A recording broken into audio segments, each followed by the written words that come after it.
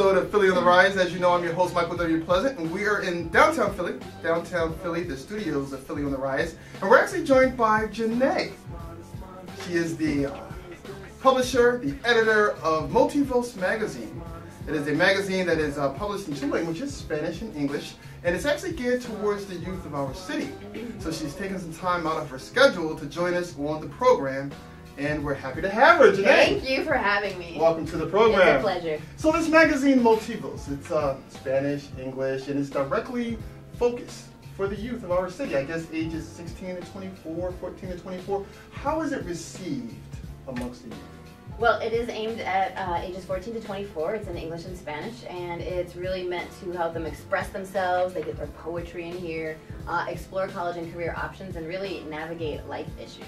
Okay. So it's unique in that we're right in the schools. Yeah, okay. So, and it's a relevant material that's in the classrooms. The teachers use it, there's a scavenger hunt that's with it, and the youth are invited to get published, to project their voice, to help shape the public's perception about who they are. So students can actually submit. They can. They submit. So it's a magazine by the students for the students. And it opens a door for youth voice to be Okay. projected at a more professional level. Yeah. It's in color, it's glossy, it comes It's out 4 times pretty. per year. Isn't that nice? Yeah, that Look is at very nice. These are all the hands of the youth team members. Okay. So any student in Philadelphia, any student outside of Philadelphia could be a remote member. Yeah. And they are invited to join the advisory board and Okay. become a mentee of myself. Sure. And They let's can talk learn how to about make the magazine. let's talk about some of the articles in the magazine. Sure. Again, written by students for students.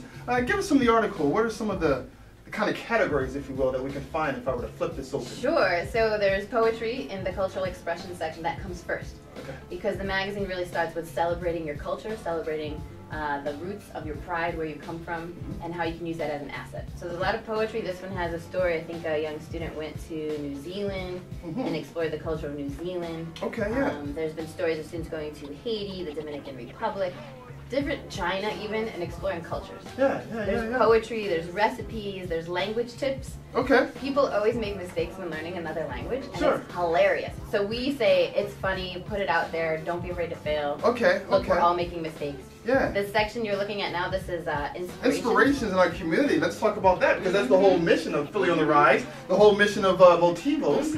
Let's talk about a little bit inspiration. Inspiration. So we choose 2 students per edition, and they are a student who is impacting their community in a positive way and uplifting their peers.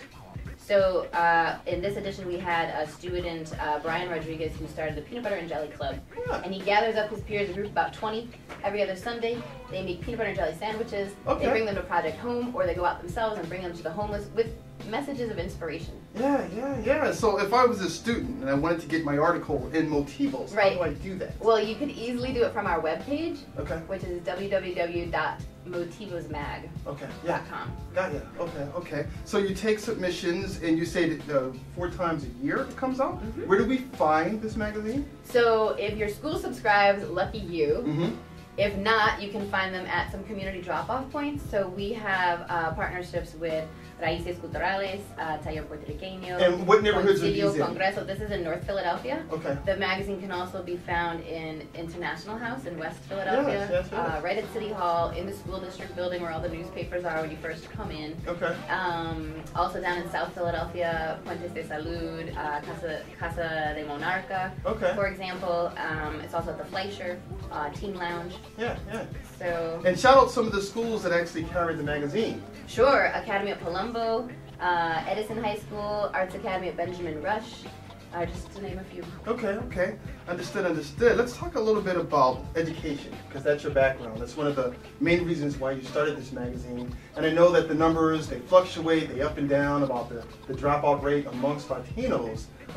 Let's talk about that. Are we having an impact on that dropout rate? Is it decreasing? What are your thoughts on that? Well, the dropout rate has decreased, so that's a positive measure to bring up. It's actually halved in the last decade for Hispanic students, so that's a very positive thing to make sure we bring out, and everyone pats themselves on the back and keep going. There's a long way to go. And the Pew Hispanic even recognized that Hispanics now are ahead of their white peers in terms of directly enrolling in college. Really? After graduating from high school. Yeah. Another positive. So keeping focus on the positive is a good idea. Of course, many are still falling through the cracks, and so many ways to address that. Just, you know, tapping into a young person's potential, recognizing their talents, uplifting them, their spirits, for what they're doing in their community, giving them leadership roles, letting them see what it's like in the real world so that they can aspire to that and not get bored in high school, thinking they're doing busy work. Yeah. And along with the print publication, I know that you go into the community a lot. You're in the community a lot doing tons of projects. So what types of projects do you do to engage the students? Sure. Well, I'm just off the top of my head, I just came from the Latinos Unidos para la Cura, which is the Latinos United for the Cure. That was a breast cancer awareness, more toward adults. We partnered up with the City of Philadelphia, the Mayor's Office of Education with the Graduation Coach campaign, trying to get more graduation coaches, again, aiming at adults, but it's the youth telling the adults, we need you to support us. Give us a safe, quiet place to study. Help us fill out the FAFSA. Don't be afraid to share your tax information. This helps us get to school. We're out at festivals, so there's book festivals that we're at in North Philadelphia. We're at the Hispanic Fiesta on Penn's Landing every July. It's a 2-day affair. And these are all students that are... Yeah, so I mean, I go out into the schools and invite them to join. You know, I'm saying I'm giving you a key, but you have to open that door. Sure thing. And we have internships. So right now we're partnered with Mastery Charter School, Philadelphia Futures, and we have interns right at the magazine. Doing a lot of the heavy lifting, packaging magazines that are sent to conferences. Writing, interviewing their peers. Good stuff. I know you've got some things coming up in the spring and the summer. What activities do you have coming up in the spring and summer? In the spring, so we're heading to New York City, to Columbia University for the 90th Annual Scholastic Journalism Convention. So I've hooked up different jobs, canvassing jobs, etc., for the students to raise the money to go.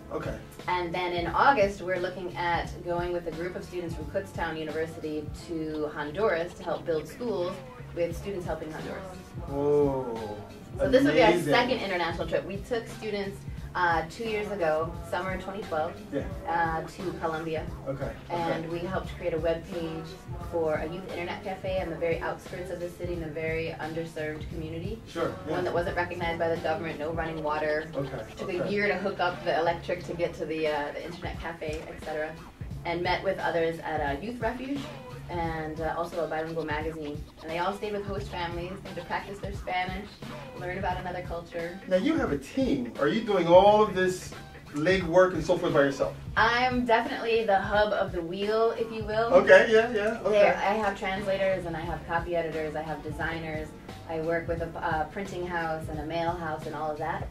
But definitely I'm kind of the one that pulls it all together to make it happen. But my goal is that these young people that have been a part of the magazine, now many of them have graduated college, my goal is that they'll come back and take on greater responsibilities and be running the magazine. And have you seen that? Have you seen them kind of come back and give to what has helped them get to where they are? I'm thinking Jessica Dunbar, she was a student with us from Kensington. She went to Franklin and Marshall, and now she's an AmeriCorps in West Philadelphia, tutoring, working back in the field of education to give back. She's called to, I'm back, what can I do to help?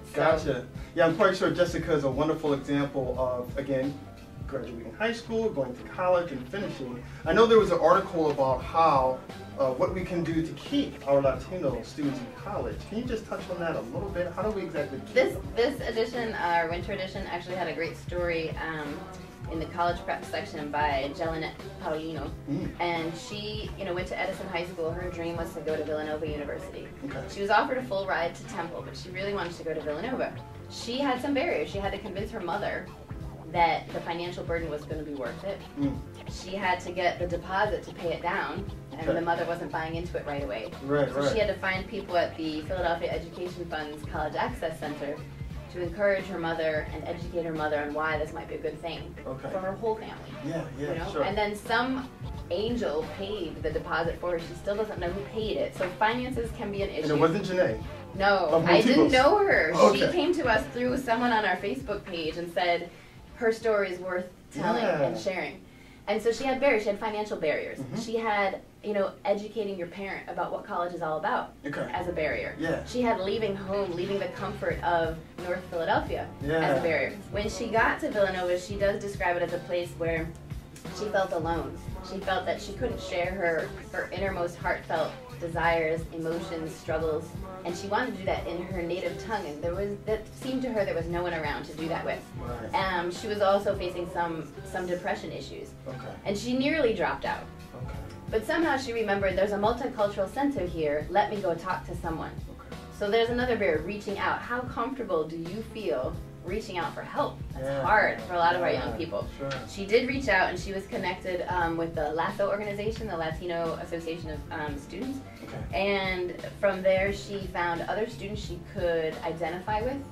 And from a sense of pride, then able to share her culture with other student groups on campus. Amazing. So it was a way to reach out and a way to bring others in. Sure. So a lot of times our universities think they need to spread everyone out, and we'll just sprinkle some of these students here and some of these students here, and we'll all learn about each other. Okay. But in fact, that's not the case. You need to have a safe haven. You need to have a place where you can just be you. Yeah, yeah. You know, relax.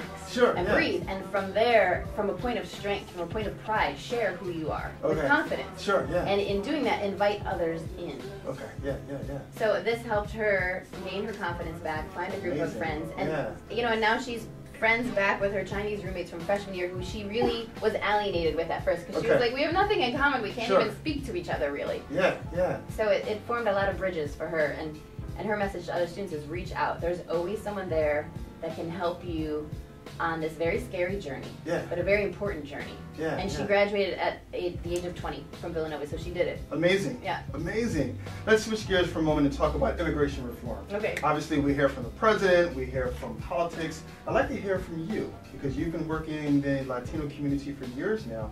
So from your perspective, what are some of your thoughts on immigration reform? I will say that that's one of the points that was the impetus for me to start the magazine. I had a conversation with the then director of Raíces Culturales, and she was talking with her nephew in Texas, who didn't think he could go to college because his paperwork wasn't in order to afford him the status of resident to get the in-state tuition. And she informed him about the DREAM Act. So this is back in 2006, 2007, when the magazine was, before the magazine started, and I thought to myself, how many young people don't have an aunt like her who's in the know? So I looked it up. 65,000 students graduate high school each year in our country who are undocumented or have not completed their paperwork to qualify for in-state tuition. This is huge, because these young people don't think they have a future. So they think I could work under the table, but I can't be an engineer.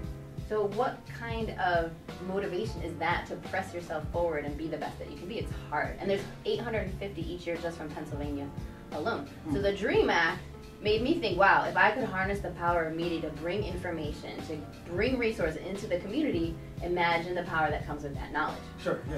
So it's huge, and it's going along. You know, it's gaining ground. Many states have bought into it, and basically it's for students who entered this country before they were 16. They've lived here more than 5 years. They're a good moral character. They haven't done anything crazy against the law. And then within 6 years' time, they need to go to college at least 2 years, or serve in the military at least 2 years, and then they can move toward permanent residency. Understood. So it's a pathway toward education, citizenship. You know, being a productive part of our society instead of operating in the shadows. Understood. Man, some powerful stuff. So we're national with this stuff. We are national. We're in 24 states now. Okay. We have over 500 schools that get it, that use it in the classroom. Understood. That's an amazing story. Again, you've been in this community, Latino community, for years working. I'd like to address another question for you, which is the challenges that the Latino community may face, and then how do we overcome them? If you can give us maybe one or two challenges. Again, let's look at the positive. How do we overcome those challenges? I think we touched on education and immigration, which are two of the topics closest to my heart. I serve on the board of a charter school, and I recently served as an expulsion officer, and you come right into contact with the student, the parent, the teachers, the administrators, the context of what's happening in our schools that can relate to the dropout crisis, or relate to a student feeling they don't have a part in society, right? So, and I've seen it dealt with different ways, and I'm lucky to be with a school that tries to uplift the student and listen hard to what they're facing. But I would say that's not always the case. So a big issue I think should be addressed is restorative justice, where if a student is lashing out in the hallway or in the classroom, instead of saying automatically you're suspended, the student should be brought to a room and sat down and able to talk. Able to talk about it with the teacher there, the student there. Let's get to the root of the issue. What's going on, right? A lot of times it's something that happened at home. Okay. And the students shouldn't be suspended. The students should be given a medal because of all that they're carrying, the burdens they're carrying at home. By the time they get to school and haven't slept in 2 days because they're taking care of their brother or their sister because the parent's not around, they're just ready to crash. Yeah, so yeah. a lot of, I think, restorative justice, asking questions, listening hard, realizing that many of our young people have been through trauma in their lives, and we have to address it as to, you know, what happened, Okay. not what's wrong with you. Yeah. You know, that restorative justice almost brings about a shift or a change in policy. Policy comes to the office, you did this wrong, you get a pink slip, you're out of here. Right. You're talking about changing the culture, the whole policy. And it's hard. Yeah, that's enough. Little by little, and a lot of, I'm sure it's a huge learning curve, but I see it as an area that we as a people, everyone, needs to address. Sure, understood. As the magazine continues to grow, and again, you're doing some wonderful things, congratulations. Tell us, from your standpoint, where would you like to be? 3 to 5 years. 3 to 5 years. Yes, what would you like to Well, I would definitely like the young people taking over more of the operations of the business, Okay. having a stake in that. Sure. Myself, I'd like to move more and spend more time in the strategic partnership building Okay, yeah. on the national level, Yeah, really yeah. making sure it's in the hands of as many students as can use it as Okay, possible. sure.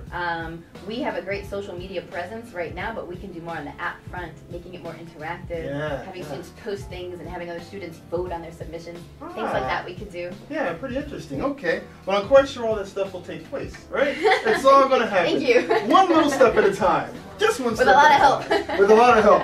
Thanks a lot, Janae, for joining us. Thank you, Michael. It's been a great show here with Janae of Motivos. You can check out her magazine. You know where to find it.